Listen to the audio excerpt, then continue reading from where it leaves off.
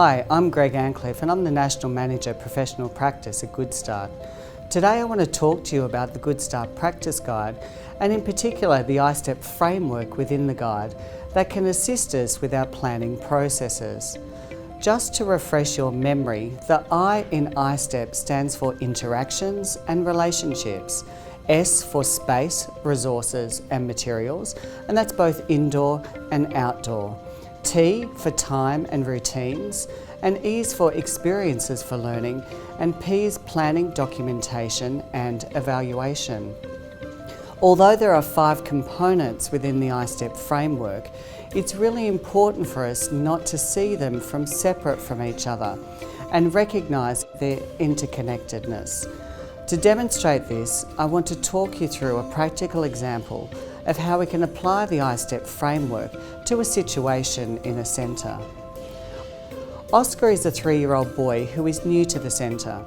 When he comes into the centre each morning, he becomes distressed at the separation from his parents, and he tries to engage them in conversation so that they linger longer. By the time he separates from his parents, Oscar is distressed and upset, and he requires significant time and attention to try to calm him down. His parents also leave the centre feeling distressed at his distress. The educators decide to collaborate together using the ISTEP framework to see how they can use it as a planning tool so that Oscar experiences smoother transitions into the centre. Oscar and his parents are of course central to the use of the ISTEP framework. In using the ISTEP framework, there's a number of things we consider. Firstly, what are the types of interactions that Oscar will respond well to when he comes into the centre? How can we use the space, the resources and materials to help him have a smoother transition? What about time? Is there a routine he can respond to? What learning experiences may he like in the morning to help him transition from home? And then how are we going to plan, document and evaluate whether this has been a success for him or not?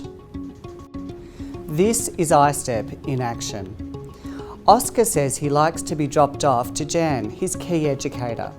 Oscar's parents are happy with this as well because they have a good relationship with Jan and it gives them a chance to catch up briefly every morning around what's happening at the home and what's happening in the centre.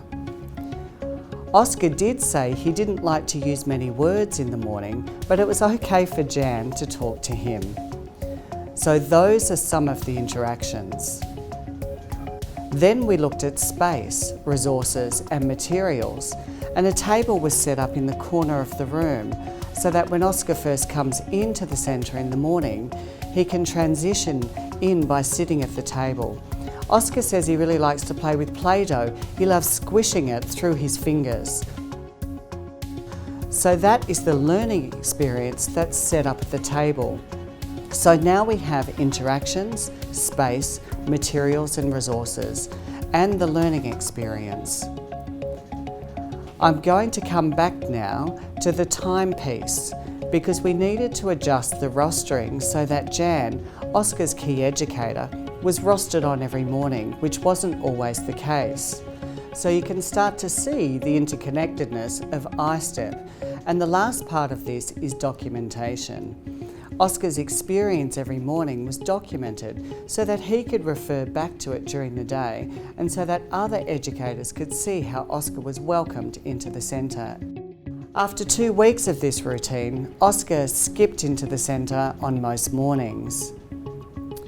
This is just one example of how applying the 5 components of ISTEP can assist you in the planning process. I'm sure that you can think of individual children or groups of children that you can apply ISTEP to plan for their learning, development and well-being. I'm going to leave you now, but I look forward to hearing how you're applying the ISTEP framework in your everyday practice. Bye.